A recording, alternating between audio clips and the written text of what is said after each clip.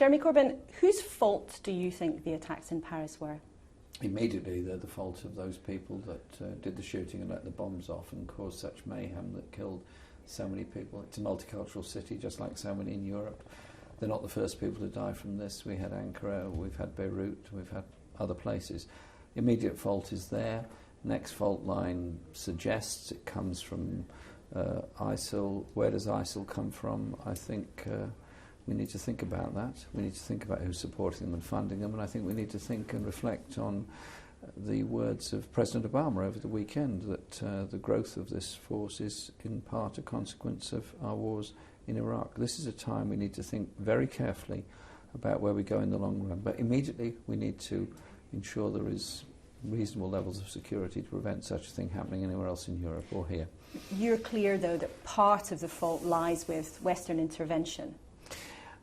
I think we have unleashed forces, because after all, Al-Qaeda did not exist in Iraq before 2003. Al-Qaeda grew later into Iraq. It wasn't in Iraq.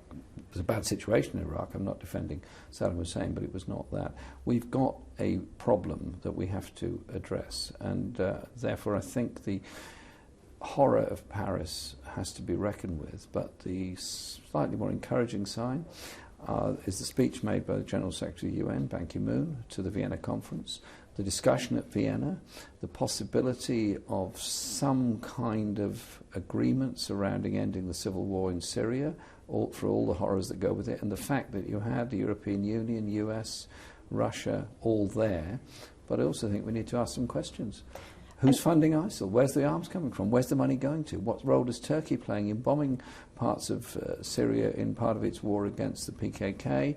And what role is Saudi Arabia playing in all this? There's some big questions got to be asked. But one of the questions for you is what we have done in the past. Would you agree with some members of Stop the War who said at the weekend that the Paris attacks were reaping a whirlwind of Western support for extremist violence? I wouldn't use that language. What I would use the language that's been put forward by, I think, the thoughtful words of President Obama, saying we had to reckon with what happened there. I'm not sure exactly if that was something that was put on a website, it was a statement, but my view, I think what Obama said is interesting. Do you stand by what you were due to say at the weekend, which was that Britain's disastrous interventions have increased the threat to national security? I've been saying that for a very long time, and indeed I said that in 2003, and I said it indeed in 2001 after the World Trade Center bombing. I was involved in the movements then in 2001, indeed spoke on this issue in the USA as well as here during that period. So you're very clear, just for our audience, because this is a really critical point, you're very clear. Part of the responsibility for the Paris attacks lies with British and other Western governments' involvements. We have created a situation where some of these forces have grown. Obviously, absolutely blame those that did it. Absolutely, obviously, ISIL are totally wrong. Obviously, they're some kind of nihilistic movement that is obviously a threat to everybody. Is the way of dealing with them bombing, which will include civilian casualties? Bombing does. Or is the way to obviously make the necessary security protective measures in each country, but also to try and get a solution in Syria? We can't go on with more and more people leaving Syria who are refugees from all the wars. Actually, more people have died in the civil war than at the hands of ISIL. And then not expect there to be further problems down the line. We've got a record, all of the Western countries, of interventions all across the whole piece. And has peace got better as a result of it? Well, I think you know the answer as well as I do to that. You're very plain that you would not support British bombing strikes in Syria. Do you accept that you and your leadership is what's standing between the British government and that happening? Not really. I think the role of the United Nations is an important one. My party conference passed a resolution insisting that the issue go to the UN and there be UN agreement. Just if I may just quickly finish on this, but also the Foreign Affairs Select Committee, unanimous report, Conservative-led, but Labour members of it also were critical of the idea of bombing in their report last week, and indeed prominent members of that committee have come out today to say they are still opposed to bombing. But what that report said was that bombing could only be part of a bigger plan if it were to be the right answer. The government is clear. If they had political support from the Labour Party, they would go ahead with a vote in the Commons and then strikes in Syria. For good or for ill, you must accept that your leadership is what's standing between that happening and the government's intention. We have an important point to put. We have an important analysis to be able to contribute. I'm looking forward to what the Prime Minister has to say tomorrow at the end of the G20 summit. But I'm also looking forward to him saying that in the interests of the security of ordinary people in this country, he will rescind the cuts to the police force that he was about to push through and will recognise the importance of community policing and neighbourhood policing in building up good relations rather than the danger of a very small number of people anywhere in the world deciding there's something romantic, there's something glamorous, or there's something good about joining ISIL. We don't want anybody to join ISIL. So we've got a role to play in the community as well, and as well as policing, as well as on the international stage. On a very simple point, yes or no, have you had discussions with the government about them trying to persuade you to support taking action against ISIS? We received a security briefing on Saturday, and I look forward to further briefings. But have they tried to engage your support for airstrikes? As yet, no, but there may well be discussions on that.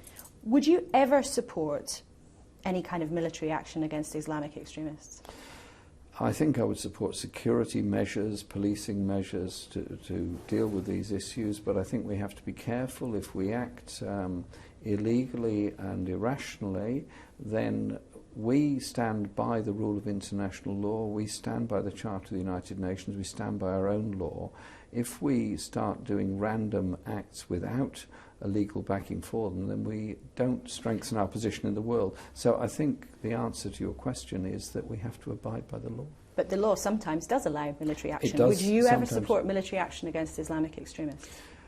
I think that's a hypothetical question at this stage, because what I'm saying is I do Well, not... that's a question of principle, Mr. Corbyn. I'm saying the point is that at the present time, the issue of the bombing of Syria does not seem to me to be the right way forward on this, and so I do not support it at this stage. But on the wider question of principle, you're putting yourself forward to be Prime Minister one day. People will want to know, and they're entitled to know, if you, in theory, would ever support military action against Islamic extremists. Well, I'm not saying I would or I wouldn't. I'm saying it's a hypothetical question at this stage. My view is that we have to review our foreign policy, review the situation that's going on within the region, and listen to words put forward by Barack Obama on behalf of the United States and Ban Ki-moon on behalf of the United Nations. They made some very wise comments over the weekend.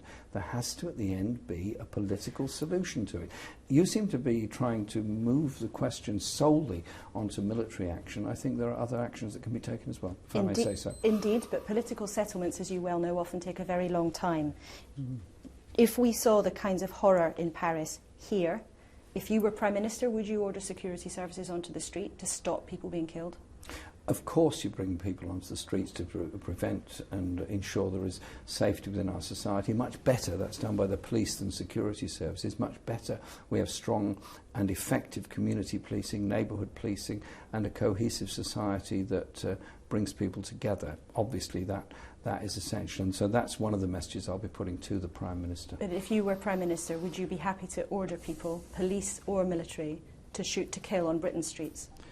I'm not happy with the shoot-to-kill policy in general. I think that is quite dangerous, and I think can often be counterproductive. I think you have to have security that prevents people firing off weapons where you can. There are various degrees of doing things, as we know, but the idea you end up with a war on the streets is not a good thing. Surely you have to work to try and prevent these things happening. That's got to be the priority. Jeremy Corbyn, thank you very much indeed.